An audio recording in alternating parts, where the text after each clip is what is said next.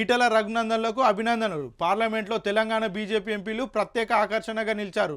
రాష్ట్రంలో కాంగ్రెస్ ప్రభుత్వం ఏర్పడి 6 నెలలు దాటిన తర్వాత అధికారిక పార్టీ సమానంగా 8 సీట్లతో బీజేపీ గెలిచి సత్తా చాటడంపై పలువురు చర్చించుకుంటున్నారు. పక్కనే ఉన్న కర్ణాటక రాష్ట్రంలోనూ కాంగ్రెస్ సర్కారు ఉన్న అక్కడ ఆధిపత్య ఎంపీ సీట్లు బీజేపీ గెలవడాన్ని కొనియాడారు. పార్లమెంట్లో శుక్రవారం జరిగిన ఎన్డీఏ పార్లమెంటరీ పార్టీ సమావేశం సందర్భంగా రాష్ట్రం నుంచి గెలిచిన ఎంపీలను నరేంద్ర మోడీ, అమిత్ షా, జేపీ నడ్డాలు అభినందించారు. దీపదాస్తో కొత్త ఎంపీల భేటీ. భువనగిరి లోక్సభ స్థానం నుంచి గెలుపొందిన కాంగ్రెస్ పార్టీ కొత్త ఎంపీలు కుందూరు రఘువీరారెడ్డి, చామల కిరణ్ కుమార్ రెడ్డి రాష్ట్ర పార్టీ వ్యవహారాల ఇన్ఛార్జ్ దీపదాస్ మున్సితో శుక్రవారం మర్యాదపూర్వకంగా భేటీ అయ్యారు.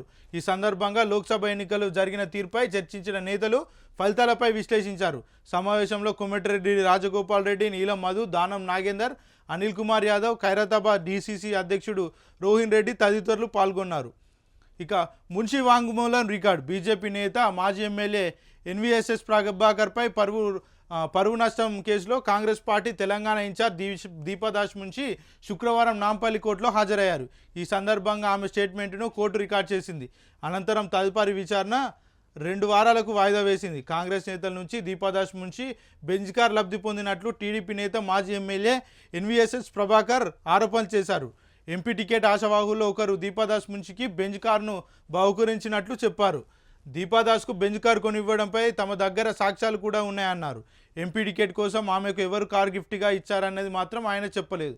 దీపదాస్ మున్షిపై తాను చేసిన ఆరోపణలకు కట్టుబడి ఉన్నానని, దీపదాస్ మున్షి ఆమెకు గిఫ్ట్ ఇచ్చిన నేతలు స్పందిస్తే తాను సమాధానం చెప్తానని, అలాగే ఆధారాలు చూపిస్తానని చెప్పారు. ఈ క్రమంలో తనపై చేసిన ఆరోపణలపై దీపదాస్ మున్షి నాంపల్లి కోర్టును ఆశ్రయించి ప్రభాకర్పై 10 కోట్ల పరువు నష్టం దావా వేసిన విషయం తెలిసిందే.